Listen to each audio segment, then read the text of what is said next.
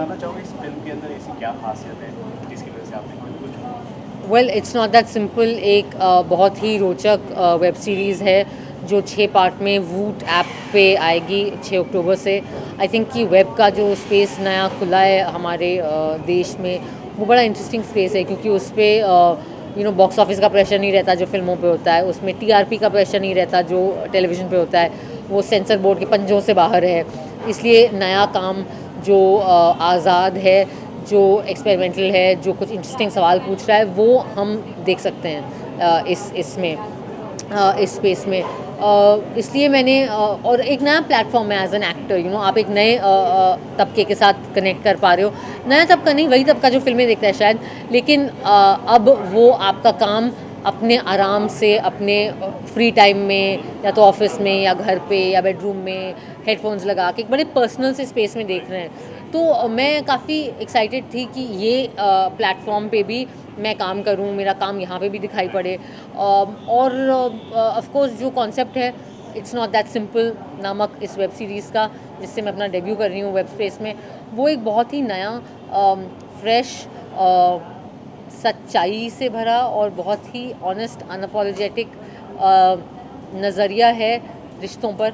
पहली बार और औरत के पर्सपेक्टिव से हम शादी, रिश्ता, शादी के बाहर के रिश्ते, दोस्ती, ज़िम्मेदारी के ऊपर एक कहानी देखेंगे जो महिला के नज़रिए से है। और इसलिए मैंने सोचा कि मैं करूँ। आपने इससे पहले कई फिल्में की हैं, निर्मले सन्नाटाय और भी कई फिल्में की हैं जो ज़्यादातर मिडिल क्लास हो गया उनको ज़्यादा कनेक्ट करती है। अब जैसे कि ये नया प्लेटफॉर्म है उसके तो ज़्यादातर तो आप देखोगे अर्बन लाइफ ज़्यादा उसके अंदर कनेक्ट है, तो दोनों का जो आपका ट्रांसफॉर्मेशन है वो आपने कैसे मैनेज किया? आई मीन मैं एक एक्टर हूँ, मेरा काम है कि जो भी किरदार मुझे मिले उसके उसके हिसाब से अपने आप को मोल्ड करना और उसमें ढल जाना।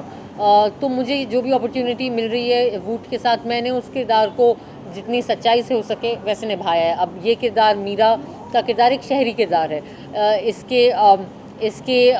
इसके जो समस्याएं हैं वो शायद एक शहरी औरत उस तरीके से जो जो हरकतें मीरा करती है या जो वो कदम उठाती है, वो शायद कोई भी उठा सकता है वैसे, बट शायद शहरों में ज़्यादा मिलता है। तो एज एन एक्टर आप कुछ भी करते हो। हाँ, ये ज़रूर है कि आज तक मुझे ज़्यादा इंडियन रोल्स में और इंडियन लुक में देखा गया है, और इसलिए भी मैं इट्स नॉट दैट सिंपल को लेके उत्सुक हूँ, क्योंकि मुझे लगता है कि ऑडियंस मुझे एक नए रूप में देख रही है। आमतौर पर देखा जाता है कि कई सारे जो एक्टर्स हैं कि किसी पर्टिकुलर सिनेमा से इन्वॉल्व होना चाहते हैं, ऐसा आपका भी कोई नज़रिया है कि आप किसी सिनेमा से इन्वॉल्व होना चाहती हैं? नहीं, मुझे लगता है कि मेरा अपना करियर जो है वो एक अच्छा बैलेंस है बड़ी बजट की कमर्शियल फिल्मों का और छोटी कंटेंट हाई फिल्म, दोनों का बैलेंस है। मैंने टेलीविज़न भी किया है, संविधान और रंगोली में होस्ट करती हूँ।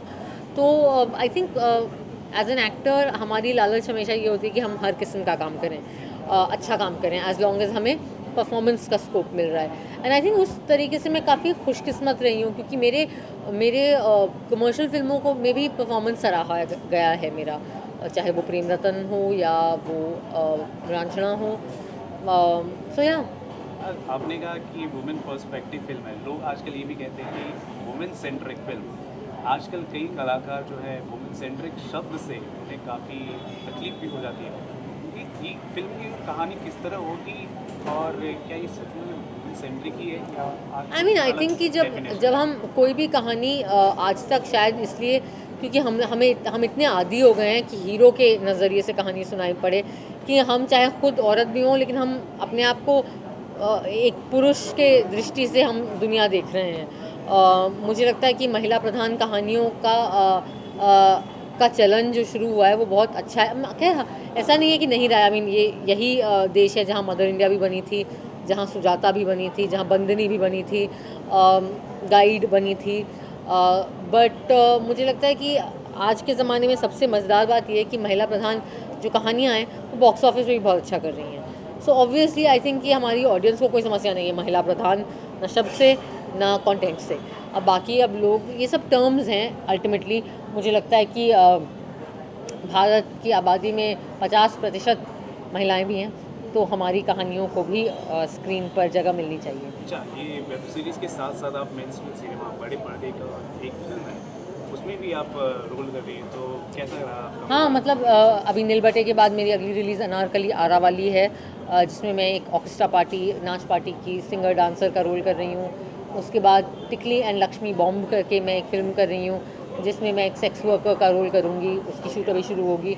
और उसके बाद of course there is we ready wedding, तो जो जिसमें सोनम, करीना और शिखा कलसानिया करके एक एक्ट्रेस हैं। दोस्ती की कहानी है, मज़ेदार, बड़े मौजिल कहानी है।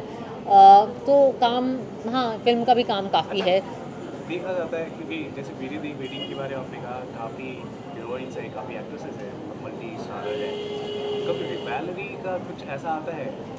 वेल आई थिंक कि क्या होता है? नहीं, राइवलरी का ख्याल नहीं आता है, बिकॉज आई डोंट थिंक कि करीना, सोनम, मेरे और शिखा के बीच में एज सच कोई राइवलरी का स्पेस है, क्योंकि सब अपने करियर में अलग अलग मुकाम पर हैं, तो कोई एक दूसरे के कंपटीशन में नहीं है।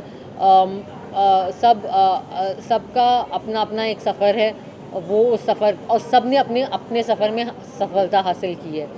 एंड आई थिंक कि यार राइवलरी और ये सब बहुत ही बचकानी चीज़ें भी होती हैं, मतलब आई सपोज नेचुरल भी हैं, लेकिन कभी कभी मुझे लगता है कि आप लोग मीडिया में इसे ज़्यादा उछाल देते हो, जितना है नहीं उतना, क्योंकि एंड यू नो मुझे ये लगता है कि यार अब हमारा बस और हमारा कंट्रोल अपने काम पे है, तो बाकी चीज़ों पे टाइम वेस्ट करने का कोई मतलब नहीं है। आप अपना काम करिए अच्छे से, बाकी आपको कितना सक्सेस मिल रहा है, क्या नहीं मिल रहा है, राइवलरी ये सब, इसमें आप कुछ कर नहीं सकते हैं। लास्ट में जानना चाहूँगा कि आपका जो वेब सीरीज़ है, ये कभी हम देख पाएंगे, जैसे कि मोबाइल ऐप? जी हाँ, आप मेरा web series it's not that simple 6 अक्टूबर को वूट ऐप पे देख पाएंगे, तो आप प्लीज़ अपने फ़ोन या कंप्यूटर में वूट ऐप डाउनलोड कीजिए और 6 अक्टूबर से it's not that simple stream करना शुरू करिए, एंड लेट मी नो कैसा लगे।